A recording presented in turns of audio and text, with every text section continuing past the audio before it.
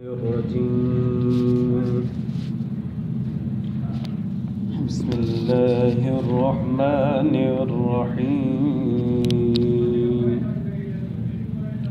وإن هذه أمتكم أمة واحدة وأنا ربكم فاتقون. فتقطعوا أمرهم بينهم زبرا كل حزب بما لديهم فرحون. فذرهم في غمرتهم حتى حين. أيحسبون أنما نمد لهم به من مال وبنين نسارع لهم في الخيرات بل لا يشعرون. درود شريف. اللهم صل على سيدنا محمد وعلى آل سيدنا محمد. رب زدني علما وارزقني فهما. سبحانك لا إله إلا أنت. मुझे मुअज़्ज़ज़ मुहतरम ऐं मुकर्रम मुजाहिद ऐं मुवाहिद भाइरो दोस्तों ऐं बुज़ुर्गो, पोइ दर्स में गुज़रियो हुयो त नबी करीम सल्लल्लाहु अलैहि वसल्लम जन इरशाद फरमायो बनी इसराइल में 72 फ़िरका थींदा, मुंहिंजी उम्मत में 73 फ़िरका थींदा। 72 फ़िरका जहन्नम में वेंदा, हिकिड़ो फ़िरको जन्नत में वेंदो। नाजी निजात वारो फ़िरको हिकिड़ो हूंदो।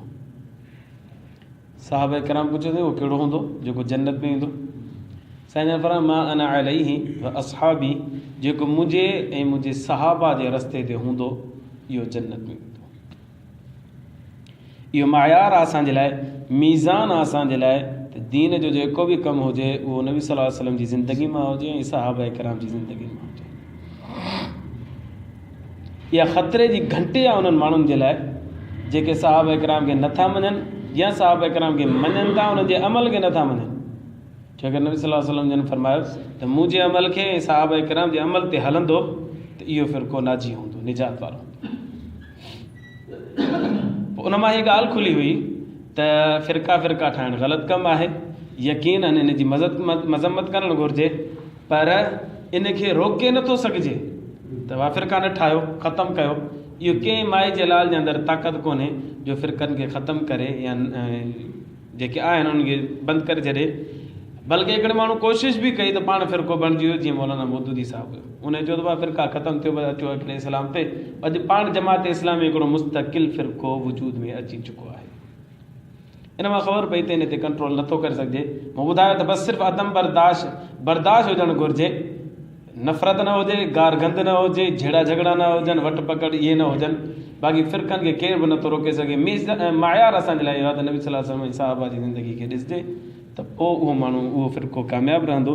बाक़ी इन रस्ते खां मुनहरिफ़ हूंदो, भले हिकिड़े रस्ते नबी सल्लल्लाहु अलैहि वसल्लम जी ज़िंदगी ते 100% हले, साहबा किराम जेको अमल कयो उहो चए त मां न कंदुसि इहो अमल, त इहो यकीनन गुमराह आहे। छो नबी सल्लल्लाहु अलैहि वसल्लम फरमायो मुंहिंजे ऐं मुंहिंजे साहबा जे रस्ते ते हलिजो। हाणे सुवाल इहो पैदा थींदो, फ़िरका त मबग़ूज़ आहिनि, पर मसालिक अरबा जेके आहिनि, 4 मसलिक हनफ़ी, शाफ़ी, मालिकी, हंबली, इहे सही आहिनि या ग़लति आहिनि? जीअं साईं इब्राहिम चांद साहिबु वेठो, उन सवाल कयो। मूं त वॾो शौक़ सां आयुसि त मुंहिंजो इब्राहिम साहिबु हूंदो त हुन ख़बर पवंदी भई रिकॉर्डिंग थिए थी पई, इनशाला असांखे व्हाट्सअप कंदासीं। सो हू मां तकड़ में जवाब बि कोन ॾेई सघियुसि, सम्झाए बि कोन सघियुसि, ऐं ॻाल्हि ॿिए खां ॿिए पासे हली वई पोइ दर्स में, जंहिंजे करे मूंखे ॾुख बि थियो। हाणे मां सोचियो पियो त हुजे हा त मां आराम सां सम्झायां, साईं सम्झी वञा, पर हाणे न आहे त इनशाला रिकॉर्डिंग थिए थी पई, साईं खे व्हाट्सअप करे छॾींदासीं।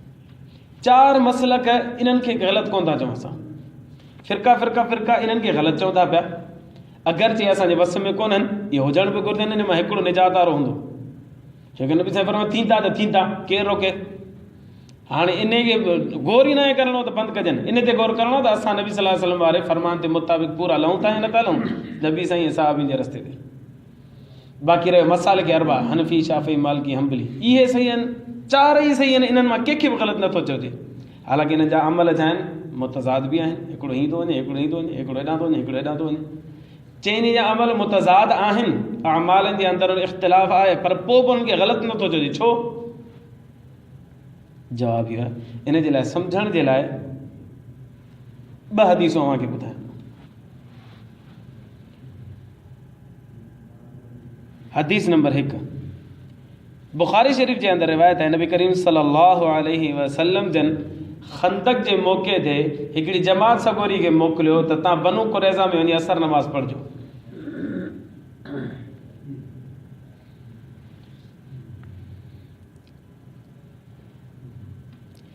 क़ाल नबी सल्लल्लाहु अलैहि वसल्लम लम्मा रजअ मिनल अहज़ाब, हिकिड़ो साहबी चए थो, अब्दुल्लाह बिन उमर रज़ियल्लाहु ताला फरमाया त नबी करीम सल्लल्लाहु अलैहि वसल्लम असांखे हुकुम ॾिनो जॾहिं असां ख़ैबर मां खंदक मां मोटियासीं, अहज़ाब मां खंदक मां मोटियासीं।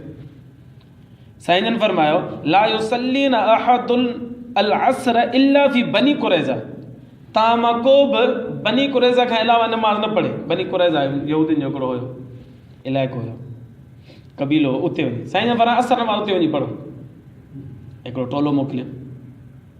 अच्छा, फ़अदरक बाज़ुहुमुल असरु फ़ि तरीक़, रस्ते में ई असर नमाज़ जो वक़्तु थी वियो। साईं जन छा फरमायो त असर किथे पढ़णी आहे?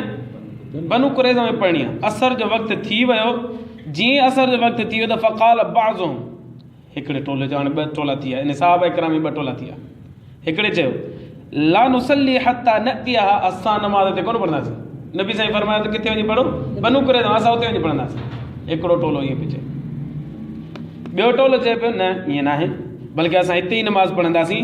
नबी सल्लल्लाहु अलैहि वसल्लम जन जो चवण जो मक़सदु इहो हो त असर खां पहिरीं पहिरीं उते पुॼो, पर न पुॼी सघियासीं त निमाज़ असां कदा कोन कंदासीं, हिते ई पढ़ी छॾंदासीं। वक़ाल बाज़ुहुम बल नुसल्ली लम युरद मिन्ना ज़ालिक, असां हिते ई नमाज़ पढ़ंदासीं, असांखे नमाज़ कदा न थिए, असां हिते वेठा पढ़ंदासीं। हाणे इहो थी वियो इख़्तिलाफ़। मसलन 10 माण्हू हुआ या 15 माण्हू हुआ या 20 माण्हू हुआ, हाणे हिननि में इख़्तिलाफ़ थी वियो। 8 हेॾां थी, 8 हेॾां, या 5 हेॾां या 5 हेॾां थी विया। हिकिड़ा चवंदा हिते ई नमाज़ न पढ़ूं, हिकिड़ा चवंदा होॾे बनु कुरैज़ा में हली नमाज़ पढ़ंदासीं। ईअं ई कयूं, जिन चयो हिते पढ़ूं था उन्हनि उते पढ़ी, ऐं बाद में बनु कुरैज़ा में पहुता, ॿियनि वञी उते पहुता, नमाज़ कदा थी, मग़रिब खां पोइ नमाज़ पढ़ी। इन्हनि मां सही कहिड़ो आहे? कि माई जे लाल में ताक़त जेको फ़ैसिलो करे ही ग़लति आहे, ही सही आहे। अच्छा, फ़ज़ुकिर लिन्नबी सल्लल्लाहु अलैहि वसल्लम, साईं जन जो इहो फ़ैसिलो साईं जन जे साम्हूं ॿुधायो वियो। फलम युअन्नफ़ वाहिदम मिनहुम, नबी साईं कंहिंखे बि मलामत कोन कई, तव्हां बि सही कयो, तव्हां बि सही कयो। मुंहिंजो सुवालु आहे, हिकु कहिड़े त ग़लति कयो हूंदो न? ॾींहुं राति जो फ़र्क़ु आहे, ॾींहुं राति जो फ़र्क़ु आहे। हिकिड़े हिते नमाज़ पढ़ी आहे, हिकिड़े हुते नमाज़ पढ़ी आहे, हिकिड़े नमाज़ क़ज़ा कई आहे, हिकिड़े नमाज़ अदा कई आहे, केॾो फ़र्क़ु आहे? केॾो फ़र्क़ु आहे? पर उन जे बावजूदि नबी सल्लल्लाहु अलैहि वसल्लम ॿिन्ही खे ग़लति कोन चयो। छो कोन चयो ग़लति? वजह हिन जी आहे, वजह हिन जी आहे जो हुननि इज्तिहाद कयो। मुज्तहिद हुया साहबी सगोरा, इज्तिहाद कयो। इज्तिहाद जे करे जंहिं सही मसइलो कढियो उनखे डबल सवाबु मिलंदो, जंहिं ग़लति मसइलो कढियो उनखे बि सवाबु ज़रूरु मिलंदो, गुनाह कंहिंखे बि कोन थींदो। इन करे नबी सल्लल्लाहु अलैहि वसल्लम मलामत कंहिंखे बि कोन कई। माना ॿई पंहिंजी जॻह ते सही आहिनि, पर हिकिड़े खे छा थियो? डबल सवाबु, हिकिड़े खे छा थियो? सिंगल सवाबु मिलियो। हिकिड़ी हदीस आहे। अचो अॻिते ॿी रिवायत आहे सुनन निसाई शरीफ़ जी।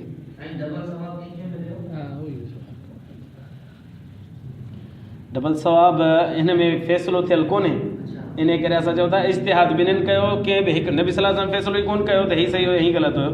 इन करे असां चवंदासीं पर ॿई सही आहे, असांजे लाइ ॿई सही आहे, पर यकीनन हिकिड़ो ग़लति हूंदो, हिकिड़ो सही हूंदो, पर जेको सही हूंदो हुनखे डबल सवाब मिलंदो। फ़ैसिलो थियल कोन्हे, इन करे असां पंहिंजी तरफ़ां फ़ैसिलो कोन कंदासीं। ॿी हदीस मुबारक सुनन निसाई शरीफ़ जी रिवायत, अन रजुलैनि तयम्ममा व सल्लया, 2 सहाबी सगोरा हुजनि, उहे किथे सफ़र में हुया, उन्हनि खे पाणी ॻोल्हियो, उन्हनि पाणी कोन मिलियो, तयम्मुम कयूं, तयम्मुम करे नमाज़ पढ़ी छॾियूं। सुम्म वजदा माअन फिल वक़्ति, 2-3 मिंट गुज़रिया या अधु कलाक गुज़रिया, कलाक गुज़रियो त हुनखे पाणी मिली वियो रस्ते में। फतवज़ा अहदुहुमा, उन ॿिन्ही मां हिकिड़े वज़ू कयो, नमाज़ तयम्मुम कयूं, नमाज़ पढ़ी छॾियूं, थोरो अॻिते हलिया त पाणी मिली वियो, नमाज़ कदा ई कोन थी, या थोरी देरि, अधु कलाक, 15 मिंट, 20 मिंट, कलाक में मिली वियो पाणी। हाणे उन्हनि छा कयो, हिकु ऐं ॿिन्हिनि वुज़ू कयो, पाणी मिली वियो, वुज़ू कयो। जॾहिं वुज़ू कयूं त आद लिसलातिही मा कान फिल वक्ति फतवज़्ज़अ अहदुहुमा, नमाज़ उन ॿिन्ही मां हिकिड़े वुज़ू कयो, वआद लिसलातिही मा कान फिल वक्ति, ऐं नमाज़ मोटाए पढ़ी वक़्तु बि हो नमाज़ जो, इन ॿिन्ही मां हिकिड़े वरी नमाज़ मोटाए पढ़ी। अबा मूं तयम्मुम कयो आहे, लिहाज़ा पाणी मिलियो त तयम्मुम मुंहिंजो ख़तमु थी वियो, लिहाज़ा हाणे वुज़ू कयां त वुज़ू करे मां नमाज़ पढ़ी थो वठां। उन साहिबी सां नमाज़ पढ़ी वरिती। अच्छा, वलम युइदिल आख़िर, ॿिए जो मूं पढ़ी छॾी, पढ़ी छॾी, ठहियो, सही आहे। हाणे ॿई ॼणा फसअलन नबी सल्लल्लाहु अलैहि वसल्लम, ॿिन्हिनि अची सवाल कयो नबी करीम सल्लल्लाहु अलैहि वसल्लम। हाणे ॾिसो फ़र्क़ु केॾो आहे। तयम्मुम ॿिन्हिनि कयो, नमाज़ तयम्मुम सां ॿिन्हिनि पढ़ी, पाणी मिली वियो त हिकिड़े वुज़ू कयो, नमाज़ मोटाए पढ़ी, ॿिए बि नमाज़ पढ़ी कोन। ठीकु आहे, वॾो फ़र्क़ु आहे न, ॾींहं राति जो फ़र्क़ु आहे न। हिकिड़े पढ़ी, ॿीहर नमाज़, ॿिए पढ़ी कोन। फसअल नबी सल्लल्लाहु अलैहि वसल्लम, ॿिन्हिनि अची नबी सल्लल्लाहु अलैहि वसल्लम खां सवाल कयो। फ़क़ाल लिल्लज़ी लम युइद, साईं जन उनखे फरमायो जंहिं नमाज़ कोन पढ़ी हुजे, उनखे फरमायूं त असब्त सुन्नत, तो सुन्नत ते अमल कयो, माना तो सही कयो। वुज़ू तयम्मुम करे नमाज़ पढ़ी जॾहिं वरी कोन पढ़ी अथई तो सुन्नत ते अमल कयो। व अजज़अतक व अजज़अत सलातुक, जेका तो पहिरीं नमाज़ पढ़ी न हो तुंहिंजे लाइ काफ़ी हुई, बसि ठीकु आहे। वक़ाल लिल आख़िर, साईं जन ॿिए खे फरमायो जे नमाज़ पढ़ी ॿीहर, फरमाया अम्मा अंत, बहरहाल तो फलक मिथलो सहमि जमइन, तोखे डबल सवाब मिलंदो। हालांकि हुन त नमाज़ पढ़ी कोन, उनखे फरमायो तो सुन्नत ते अमल कयो। जंहिं नमाज़ पढ़ी उनखे फरमायो तोखे डबल सवाब मिलंदो, पहिरीं नमाज़ जो बि सवाब मिलंदई, ॿी नमाज़ जो बि सवाब मिलंदई। ग़लति कंहिंखे बि कोन चयूं, छो कोन चयूं, इख़्तिलाफ़ थी पियो। ऐं हिकिड़े नमाज़ पढ़ी आहे ॿीहर, हिकिड़े ॿीहर नमाज़ ई कोन पढ़ी आहे, साईं जन ॿिन्ही खे चवंदा तो सुन्नत ते अमल कयो, तोखे डबल सवाब मिलंदो। पर नबी सल्लल्लाहु अलैहि वसल्लम ग़लति हिकिड़े खे बि कोन चयो, छो जो करे उन्हनि इज्तिहाद कयो। इज्तिहाद खां पोइ जंहिं बि मसइलो सही कढियो उनखे छा मिलंदो, डबल सवाब मिलंदो। साईं जन हिकिड़े बारे में फरमायो तोखे डबल सवाब मिलंदो, जंहिं नमाज़ पढ़ी उनजे बारे में फरमायो तोखे डबल सवाब मिलंदो, जंहिं नमाज़ न पढ़ी ॿीहर उनखे फरमायो तो सही कयो, तूं सुन्नत ते हले, इनखे सिंगल सवाब मिलंदो। मालूम थियो त कॾहिं बि कंहिं मामले शरीयत जे ॿिनि मामलनि जे अंदरि इख़्तिलाफ़ थी पवे थो पियो त इज्तिहाद जी गुंजाइश आहे। ही चार आइमा किराम आहिनि न, इन्हनि इज्तिहाद कयो। इन जी बुनियादी हदीस जेका आहे उहा हाणे ॿुधायां थो, बुख़ारी शरीफ़ में रहे थो। सभ खां पहिरीं त इज्तिहाद जो रस्तो खुलियल आहे या न आहे खुलियल। नबी सल्लल्लाहु अलैहि वसल्लम हज़रत मुआज़ बिन जबल रज़ी अल्लाह ताला अन्हु खे यमन मोकिलनि पिया। ही बुख़ारी शरीफ़ जी रिवायत अन रसूल अल्लाह सल्लल्लाहु अलैहि वसल्लम बअस मुआज़न इलल यमन, हज़रत मुआज़ बिन जबल रज़ी अल्लाह खे नबी सल्लल्लाहु अलैहि वसल्लम यमन मोकिलनि पिया, बाबा तूं वञ उते फ़ैसिला कजांइ, तूं हाकिम आहीं उतां जो। फ़क़ाल कैफ़ तक़ज़ी, अल्लाह जे रसूल सल्लल्लाहु अलैहि वसल्लम फरमायो फ़ैसिलो कीअं कंदे, वञी थो पियो। अल्लाह जे रसूल सल्लल्लाहु अलैहि वसल्लम हथ मां पकिड़े करे हज़रत मुआज़ खे पंधु पंधु पंधु पंधु पंधु पंधु आबादी मां निकिरे जेको वठी पिया वञनि ऐं उनखे तलक़ीन कनि पिया, उनखे वसियत कनि पिया, उनखे सम्झाइनि पिया। हिकिड़ो सुवाल हीअ बि फरमायो कैफ़ तक़ज़ी, मुआज़ मसइलो अचे, फ़ैसिलो अचे या मसइलो अचे त कीअं फ़ैसिलो कंदे। फ़क़ाल अक़ज़ी बि किताबिल्लाह फ़ी किताब बिमा फ़ी किताबिल्लाह, साईं मां क़ुर में ॾिसंदुसि, उन मां फ़ैसिलो कंदुसि, मसइलो ॿुधाईंदुसि। क़ाल फ़इल्लम यकुन फ़ी किताबिल्लाह, मसइलो किताबिल्लाह में हुजे, इन क़ुर में, पोइ तूं छा कंदे। क़ाल फ़बि सुन्नति रसूलिल्लाह सल्लल्लाहु अलैहि वसल्लम, साईं अल्लाह जे रसूल जी सुन्नत में ॻोल्हींदुसि, उन में मिलंदो त हुन में फ़तवो ॾींदुसि, मसइलो ॿुधाईंदुसि। क़ाल फ़इल्लम यकुन फ़ी सुन्नति रसूलिल्लाह सल्लल्लाहु अलैहि वसल्लम, साईं जन फरमायो तोखे सुन्नत में बि न मिले, हदीस में मसइलो न मिले, पोइ छा कंदे।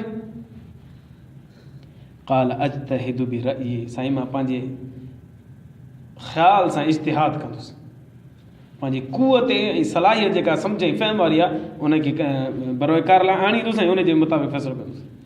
नबी साईं छा फरमायो, फरमायो क़ाल, अल्लाह जे रसूल फरमायो अल्हम्दुलिल्लाहिल्लज़ी वफ़क़ रसूल रसूलिल्लाह सल्लल्लाहु अलैहि वसल्लम, तमामु तारीफ़ूं उन अल्लाह जे लाइ आहिनि जंहिं अल्लाह जे रसूल जे कासिदगे माना मुआज़ बिन जबल खे तौफ़ीक़ ॾिनी इन ॻाल्हि जी त उहो इज्तिहाद कंदो, हली करे सुठा सुठा फ़ैसिला कंदो। इन मां ख़बर पई त क़ुर में किताब मसइलो न मिले, हदीस में नथो मिले, त पंहिंजे हक़ सां फ़ैसिलो, पंहिंजी राय सां इज्तिहाद करे मसइलो ॿुधाए सघिजे थो। पर इहो हर कोई, हर कंहिं पीउ में ताक़त कोन्हे, की माई जे लाल में ताक़त कोन्हे जो उलूलो लंगड़ो थी बीहे, मां मुज्तहिद आहियां, बुख़ारी मां खणी ॾेखारियां त मसइलो अचे वठो। इहो मुज्तहिद सिर्फ़ु उहो ई ॿुधाए सघे थो जंहिंखे इमाम अहमद बिन हंबल खां कंहिं पुछियो त जेके 1 लख हदीसूं यादि हुजनि उहो फ़तवो ॾे इज्तिहाद करे, फरमायो न। साईं 2 लख हदीसूं यादि हुजनि उहो, फरमायो न। 3 लख हदीसूं यादि हुजनि उहो, फरमायो न। 4 लख यादि हुजनि उहो, फरमायो न। 5 लख हदीसूं यादि हुजनि, फरमायो हाणे थोरी गुंजाइश आहे त हुनखे इजाज़त ॾिजे त हू फ़तवो ॾे, इज्तिहाद करे। हर कंहिंजे वस जी ॻाल्हि न आहे।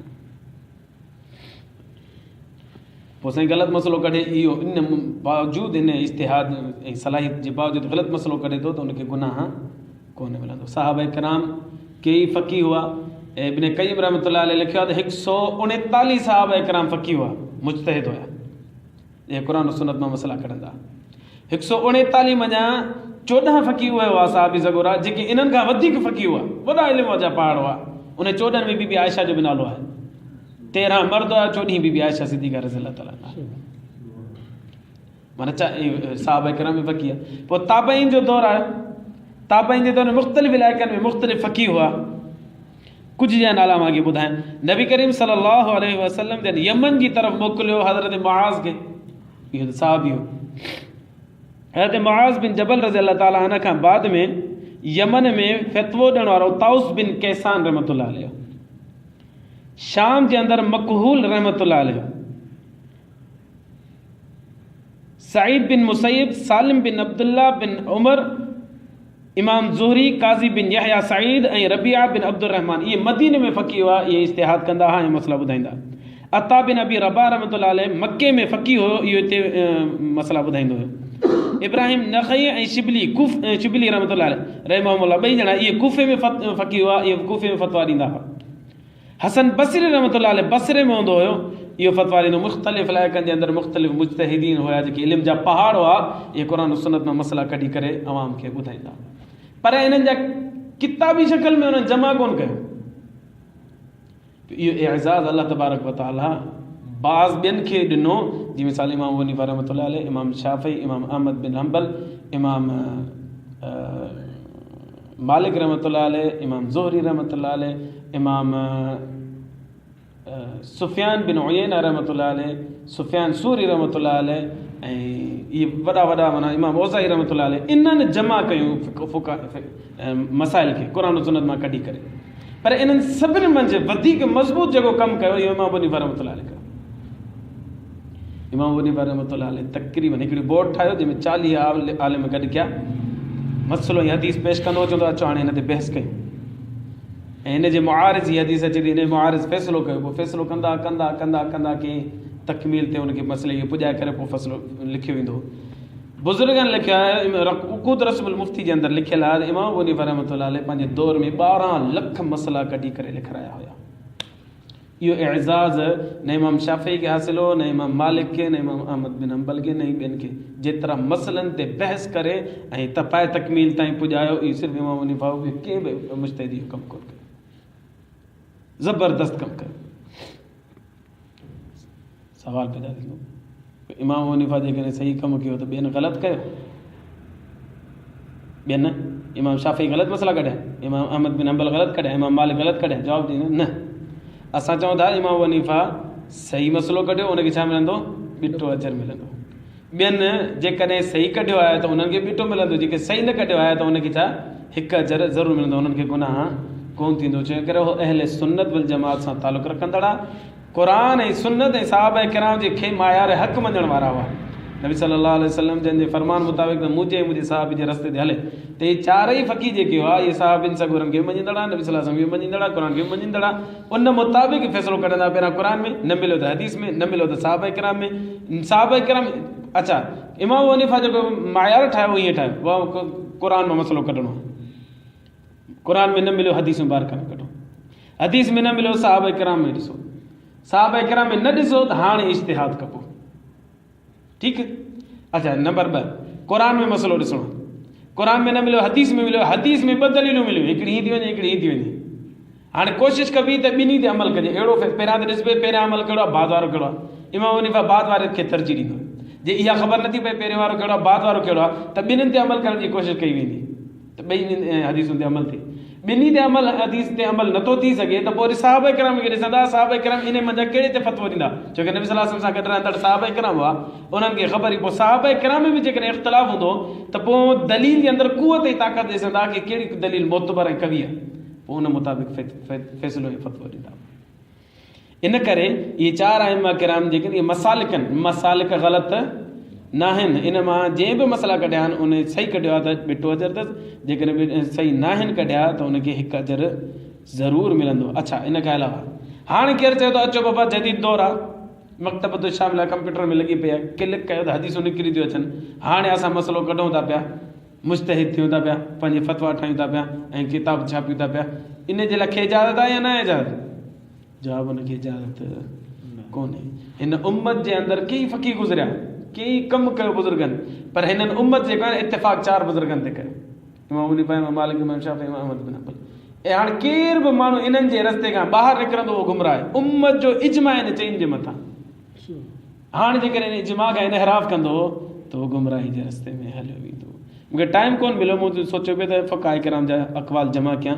इमाम अबू दाऊद रहमतुल्लाह अलैह फरमाए थो त जेको बि निमाज़ पढ़े न उनजे मथां लाज़िम आहे त हर निमाज़ खां पोइ इमाम अबू हनीफ़ा जे लाइ दुआ करे, छो अगरि उन इज्तिहाद करे जेके असांखे मसइला लिखी करे ॾेई वियो ऐं फ़िक़ह खे मुदवन कई, तदवीन कई, किताबूं लिखी, महिनत कई न, इन जो अहसान उम्मत लाहे कोन थी सघे। इमाम अबू दाऊद जो कौल फरमाए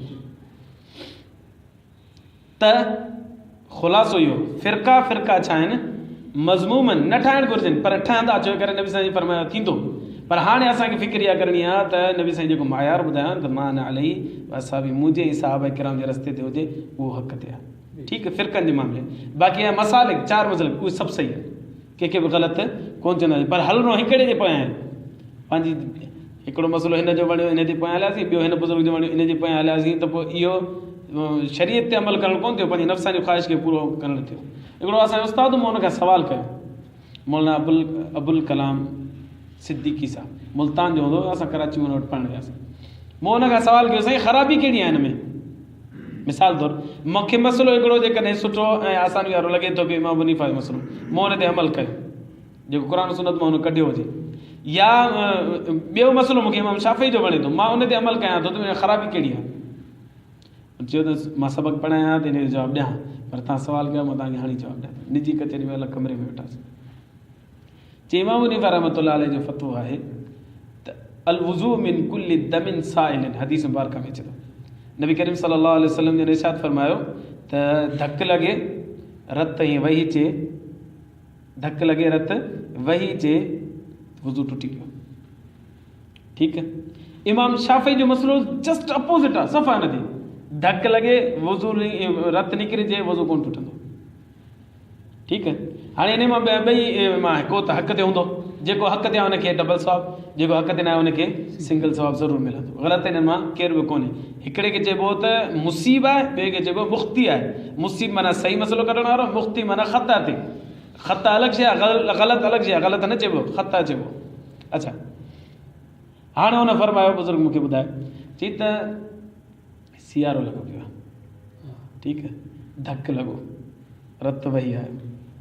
हाणे दिलि चवंदो त इमाम शाफ़ी जे मसइले ते अमल कजे, सियारो लॻो पियो आहे, थसी लॻो पियो आहे, छो न हाणे पाणी में हथु केरु विझे, लिहाज़ा हुनजे फ़तवे ते तव्हां अमल कंदो। ऊन्हारो लॻो पियो आहे, धकु लॻी ईंदो, रत वही ईंदो, तव्हां चवंदो हाणे ख़ैरु, हाणे वुज़ू करणु सवलो आहे, लिहाज़ा इमाम हनीफ़ा जे फ़तवे ते। हाणे तव्हां शरीयत खे फॉलो कयो न, पंहिंजी नफ़्सानी ख़्वाहिश खे पूरो हलियो। मूं चयो ॻाल्हि तव्हांजी सही आहे, बिल्कुलु। इन करे चई त इन न कंहिं बि हिकिड़े जे पोयां हलणो आहे, ईअं न त पंहिंजी ख़्वाहिश जे पोयां त हेड़ी सही आहे त हिन जे पोयां हलो, हिन सही आहे, ॿ मसइला हुतां वरिता, 4 मसइला हुतां, इहे नफ़्सानी ख़्वाहिश जी पैरवी थी, शरीयत जी पैरवी कोन थींदी। क़ुर सुन्नत जेको इमाम हनीफ़ा मसइला ॾिना आहिनि उनखे पकड़ो, या इमाम शाफ़ी ॾिना आहिनि उनखे पकड़ो, या इमाम मालिक ॾिना आहिनि उनखे पकड़ो, या इमाम अहमद बिन हंबल ॾिना आहिनि, जेको बि हिननि जे जंहिंजे पोयां हलंदो उहो छा आहे, सही रस्ते ते आहे। जीअं मिसाल तव्हांखे ॾियां, हिकिड़ो माण्हू मस्जिद में दाख़िल थी आयो, मूं चयो बाबा मस्जिद, ॿिनि मूं शागिर्दनि खे चयो अचो मस्जिद में वियो, मां अचां थो। हिकिड़ो दरवाज़े मां आयो, ठीकु आहे, ॿियो छित टुपी करे अंदरि आयो, आया ॿई मस्जिद में न, पर सही केरु आहे, जेको दरवाज़े वारो आहे उहो सही आहे, इन खे मां ख़ुशि बि थींदुसि ऐं शाबाश बि ॾींदुसि। पर जेको मथां टपी आयो उन ते, उन मुंहिंजी फर्मा बरदारी कई, मस्जिद में त आयो, पर तरीक़ो छा कई, ग़लति करे आहियो, मुंहिंजी मिसाल त अगरचे झटकाणी मिसाल आहे पर सम्झाइण जे लाइ ॿुधायां थो पियो त जेकॾहिं इमाम अबू हनीफ़ा मसइलो कढियो आहे न त उहो बि असांखे मस्जिद में वठी आयो, इमाम शाफ़ी मसइलो कढियो आहे न उहो बि मस्जिद में वठी आयो, पर फ़र्क़ु इहो हूंदो त इमाम हनीफ़ा मिसाल जे तौर ते माना मस्जिद जे दरवाज़े में वठी आयो, इमाम शाफ़ी माना सम्झो मथां टपाए करे वठी आयो, पर आया ॿई किथे मस्जिद में, ॿाहिरि कोन। जेको जंहिंजे बि चईंदी अइमा किराम जे जंहिं बि फ़तवे ते अमल कबो हमेशह हमेशह जे लाइ त सॼी हुनजी शरीयत खे फॉलो कबो त उहो हक़ ते आहे, ग़लति न आहे। असांखा दोस्त पुछंदा आहिनि साईं त उहो ई सुवाल हुन बुज़ुर्ग कयो न त जेकॾहिं हिते माण्हू खे रफ़ देन करे थो तव्हां हुनखे ग़लति चओ था पिया, ऐं सऊदी अरब वारा कनि था तव्हां हुनखे ग़लति छो कंदा आहियो? असां वरी छा चवंदासीं भाउ हू छा आहिनि इमाम अहमद बिन हंबल जा पोइ लॻनि, इन करे हुनखे असां सही था चऊं। अगरि जो मसइलो इमाम अहमद बिन हंबल सही न कढियो पर हुनखे छा मिलंदो, अजुर ज़रूरु मिलंदो। हिते जेको रफ़ेदन करे थो न उहो पंहिंजी नफ़्सानी ख़्वाहिश जे करे करे थो, मां मुज्तहिद आहियां, मां वॾो आलिम आहियां, मां फ़क़ीह आहियां, इन करे मां मसइलो कढां थो। इन करे इन खे असां छा चवंदासीं, तूं ग़लति अथई, कंहिं फ़क़ीह जे पोयां न आहे। अलाह खां दुआ आहे अलाह ईमान जी ज़िंदगी ईमान ते मौत नसीब फरमाए। अल्लाहुम्मा लकल हम्दु कुल्लु कमा अंत